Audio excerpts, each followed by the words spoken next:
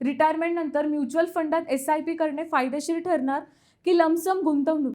तज्ञांचा सल्ला काय सांगतो? रिटायरमेंट नंतर पैसे फक्त FD मध्ये ठेवणे पुरेसे आहे का? हा प्रश्न आज अनेक ज्येष्ठ नागरिकांना पडतो. कारण महागाई सतत वाढत आहे आणि फक्त निश्चित व्याजावर भविष्यातील खर्च भागवणे कठीण होऊ शकते. त्यामुळे आर्थिक तज्ञ आता सिनियर सिटीजननाही मर्यादित प्रमाणात म्युच्युअल फंडाचा विचार करण्यास सल्ला देतात. मंडळी, म्युच्युअल फंडाचे सर्वात मोठे फायदे म्हणजे महागाईवर मात करण्याची क्षमता. योग्य इक्विटी किंवा हायब्रिड फंड दीर्घकालीन काळात चांगला परतावा देऊ शकतात. तसेच SWP म्हणजे सिस्टमॅटिक विथड्रॉल प्लॅन च्या मदतीने दर महिन्याला पेन्शनसारखे नियमित उत्पन्नही मिळवता येतो.